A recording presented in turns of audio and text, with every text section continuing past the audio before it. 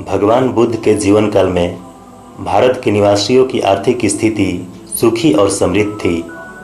पाली साहित्य में मुख्य रूप से सेठों की प्रभुत्व संपत्ति का वर्णन मिलता है।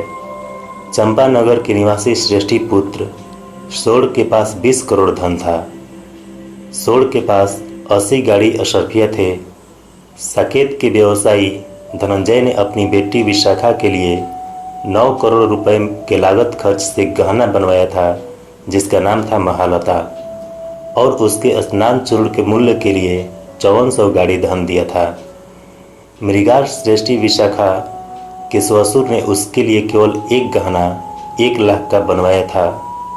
जेत कुमार से छाकर श्रावस्ती के प्रमुख व्यवसायी अनाथ पिंडिक ने जेतवन की सारी जमीन को सोने की मुहरों को आपस में सटाकर खरीदा था, जिसमें अनाथ पिंडिक की 18 करोड़ मुहरें लगी थी। जेतवन्ना राम को बनवाने में सेठ को सब मिलाकर 54 करोड़ रुपए खर्च करने पड़े थे। विशाखाय वस्तु के अनुसार विशाखा अपने घर से दहेज के रूप में सोने, चांदी एवं तांबे की 500 गाड़ियाँ बर्तन, 500 गाड़ियाँ रेशमी तथा बहुत ही मूल्यवान वस्त्र, 60,000 बैल और 60,000 गायें लेकर आई थी। पूर्वाराम प्रसाद बनवाने के लिए विशाखा मृगार माता ने 18 करोड़ रुपए खर्च की थी। संयुक्त निकाय में वर्णन किया गया है कि श्रावस्ती के 2 कंजूस सेठों की स्वर्गवास के बाद उनके पास से लगभग 80 लाख और 100 लाख अशर्फिया मिले थे। दोनों सेठों में से किसी के कोई संतान नहीं थे, जिसके कारण उनकी सारी संपत्ति राजकोष में चली गई। बब्बू जातक में काशी जनपद के एक धनवान सेठ का गाढ़ा खजाना का वर्णन है, जो 40 करोड़ का धन था। वाराणसी के एक सेठ और मगध के एक शंख नामक व्यवसायी मित्र थे, जिनके पास 18 करोड़ धन था।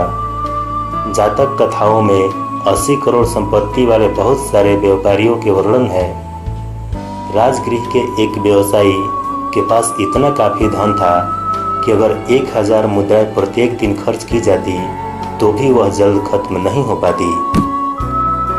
मगध जनपद में कुंभ घोषक नाम का एक व्यक्ति फटे पुराने कपड़ों का इस्तेमाल करता था, जबकि उसके पास 40 करोड़ संपत्ति थी, जिसे उसके पिता जमीन में गाड़कर छोड़े थे। वाराणसी के श्रेष्ठी पुत्र यश और कौशाम्बी के घोषक कुक्कट तथा पावारिक नामक धनी नगरवासियों के पास काफी मात्रा में धन थे।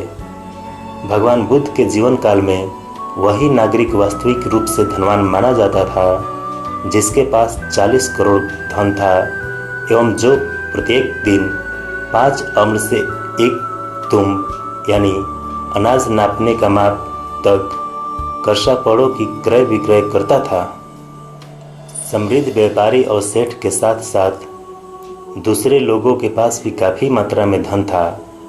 श्रेष्ठ महाकश्यप 87 करोड़ संपत्ति के मालिक थे।